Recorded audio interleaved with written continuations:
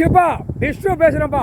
சூரியன் அடைஞ்சிட்ட என்ன ஓடுத உள்ளாக்க கணக்கு போடுதப்பா. கொஞ்சம் மேலே வெளிச்சத்தை ஏற்றப்பா.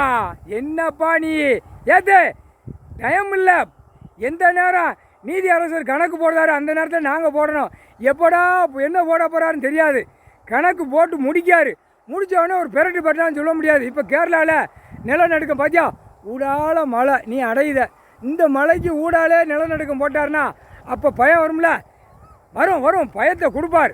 நிலநடுக்கத்தை கொடுத்த கொடுப்பில் ஆட்டி விடுவார். ஒவ்வொரு பில்டிங்கு மேலே மாதிரி ஏற்றிக்கான்ல ஆட்டியே விட்டுவார். முக்கால் சத்தியம். எப்பா சென்னையில் விவசாய மக்கள், பாமர மக்கள், ஏழை எளிய மக்கள் எங்கள் விவசாயத்தை அழித்தா உயிரோடு நாங்கள் போயிடுவோம்னா. நாங்கள் கணக்கு பார்க்குறதில்ல. ஏற்கனவே அவர் பார்த்து வச்சுருக்காரு. இருந்தாலும் எந்த டைமில் எப்படி வருது, எப்படி இந்த குளத்தை அழிக்கான், ஏரியில் எப்படி அழிக்கான், எப்படி பிளானை போடுதான், எப்படி வெளிநாட்டுக்காரன் ஏர்போர்ட் அமைச்சேன்னா நம்ம சர்ச்சர்னு மில்லு தொழிற்சாலை எல்லாம் நம்ம நடத்திக்கலாம். இவன் தமிழ்நாட்டில் முதலமைச்சர் நம்ம வேமா போட்டு நம்ம மில்லு அங்கே நிறையா அங்கே பூரா தொழிற்சாலை எல்லாம் மில்லு நம்ம வெளிநாட்டில் ஒவ்வொரு தீவுகளில் போய் நம்ம உட்காந்து ரெடி பண்ணணும்னு ஒரே இந்த ஆசையில் இருக்கான். அவன் இவன் ஓட்டு வாங்க வேண்டியது, இங்கே சீட்டை பிடிக்க வேண்டியது, இங்கே இடம் கிடக்கிற பூரா ஏர்போர்ட்டை அமைச்சு டெல்லியும் தமிழ்நாடும் மத்திய அரசு மாநில அரசு கை குலுக்கி இத்தனை கோடி போட்டேன்னா எனக்கு இத்தனை கோடி பேப்பரு மொத்தத்தில் அடிக்கக்கூடாது.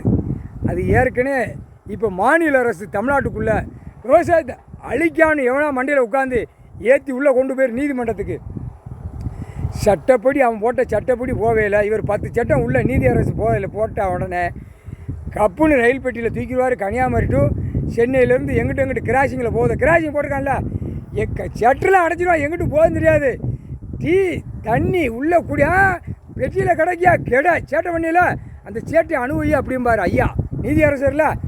நல்லா வீட்டில் ஏசி போட்டு பிறண்டு கொஞ்சம் பழங்களும் தின்ன உடனே மெத்தையில் தூக்கி இந்த மெத்தை எங்கிட்டு போட்டு இந்த மெத்தை எங்கிட்டு போடுமா. அரசியல்வாதி ஆணும் பெண்ணும் இதே சோழி கொடுக்குற குடுப்பில் நங்குற மிச்ச மாதிரி மிதிப்பார் ஐயா நீதி அரசர். மாட்டிறப்பா, மாட்டி உள்ளே கொண்டு வந்துடு.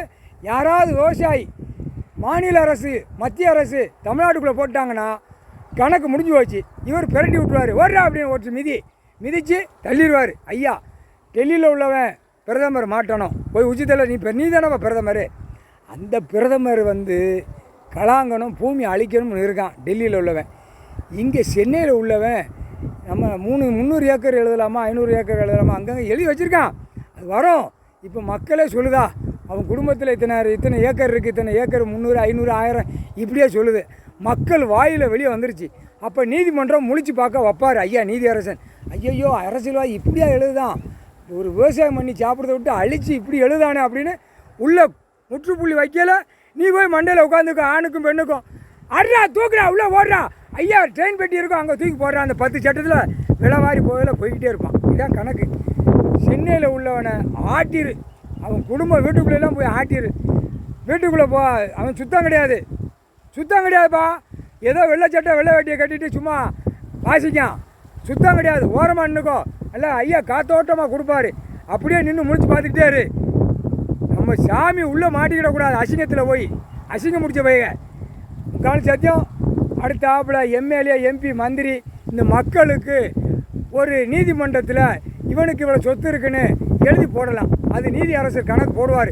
அது என்றைக்கு போடுறாரோ பஞ்சாயத்து போர்ட்டில் இருக்கிற வார்டிலேருந்து தலைவர்லேருந்து எம்எல்ஏ எம்பி மந்திரி முதலமைச்சர் வரைக்கும் இத்தனை ஏக்கர் இங்கே இருக்குன்னு எவனா பெட்டிஷன் நீதிமன்றத்துக்கு போயிடும். கையெழுத்து அதான் அவன் பேரே போட வேண்டாம்.